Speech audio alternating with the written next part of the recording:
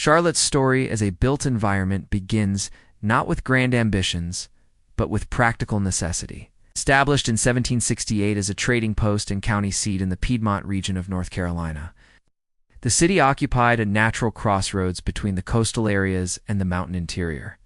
Its location along what would become Trade Street reflected its original purpose, a place of commerce and governance, rather than industrial manufacture. The early architecture of Charlotte, like many colonial settlements, consisted of modest, wood-frame structures, simple brick buildings for public use, and the occasional larger residence for merchants and officials. These early buildings, though few remain intact today, established a pattern of pragmatic construction suited to the local climate and materials of the 19th century, brought significant changes to Charlotte's physical landscape. Driven by the gold rush that began in the 1820s, gold discoveries in the surrounding region attracted miners, merchants, and investors, transforming the quiet county seat into a commercial hub. With this economic shift came more substantial brick construction, wider streets accommodating increased traffic, and public buildings of greater architectural ambition. The city's downtown core began to consolidate around its original grid pattern, a layout that would prove remarkably durable as the city expanded outward over subsequent decades. The railroad's arrival in the 1870s and 1880s fundamentally reshaped Charlotte's spatial organization and architectural character. Rail connections to major cities throughout the southeast made the city an important distribution and manufacturing center. New warehouses, textile mills, industrial facilities emerged along the rail corridors, while residential neighborhoods developed in concentric rings away from the downtown core. The architectural style of this era reflected industrial pragmatism's sturdy brick structures with large windows designed for factory work, combined with Victorian-era residential homes built for the growing middle class, managing these operations. This industrial period lasted well into the 20th century and established Charlotte as a working city defined by manufacturing rather than mere trade. The early 20th century witnessed the rise of Charlotte's commercial downtown architecture. As the city grew and prospered, taller buildings began to define the skyline. Architectural historians note that Charlotte embraced the commercial styles popular in American cities of this period. Romanesque revival and classical revival elements appeared in banks and office buildings, while Art Deco influence became visible in structures built during the 1920s and 1930s. These buildings were modest by the standards of larger metropolitan areas, rarely exceeding 10 to 15 stories, yet they represented Charlotte's aspirations. As a regional business center, streetscapes created by these buildings established a human-scale and walkable downtown that would characterize the city for decades. The post-World War II period brought decisive changes to Charlotte's architectural landscape. Suburbanization, enabled by improved transportation infrastructure and changing economic patterns, drew residents outward from downtown. New residential subdivisions with single-family homes replaced agricultural land on the city's periphery, establishing the dispersed pattern of growth that would define the late 20th century. Meanwhile, downtown architecture began to reflect modernist principles. The international style, with its emphasis on steel frames, glass curtain walls, and geometric forms stripped of ornament, became dominant in new commercial construction. These buildings, economical to construct and symbolically aligned with progress, created a new skyline that bore little visual connection to the commercial buildings of the previous era.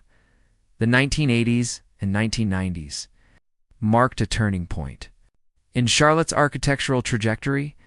The deregulation of the banking industry and the establishment of major financial institutions in the city transformed it from a regional manufacturing and distribution center into a national financial hub. This economic shift generated sustained demand for office space and high-rise construction. The architectural response was dramatic. Tall buildings of glass and steel rose rapidly from the downtown core, creating the modern skyline that now defines Charlotte's image.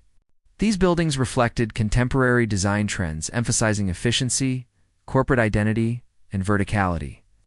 The speed and scale of this transformation compressed into 2 decades what had taken a century to accomplish in other aspects of Charlotte's built environment. As Charlotte's financial sector expanded, architectural practice in the city evolved to accommodate rapid change while attempting to maintain some connection to the city's past. Design trends indicate a gradual shift toward greater architectural diversity and contextual awareness.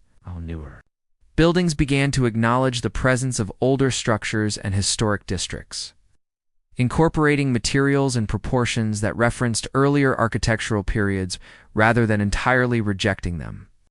Mixed-use development emerged as a planning strategy, combining office, retail, and residential functions in single buildings or districts, a departure from the purely commercial or purely residential zoning of earlier decades. The preservation of Charlotte's historic architecture, while never comprehensive, created small islands of architectural continuity within the rapidly transforming downtown.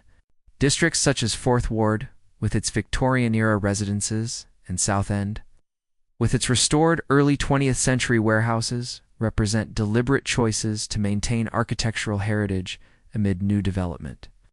These preserved areas, typically serving residential, cultural, or entertainment functions, demonstrate how older building stock adapted to new economic purposes rather than disappearing entirely.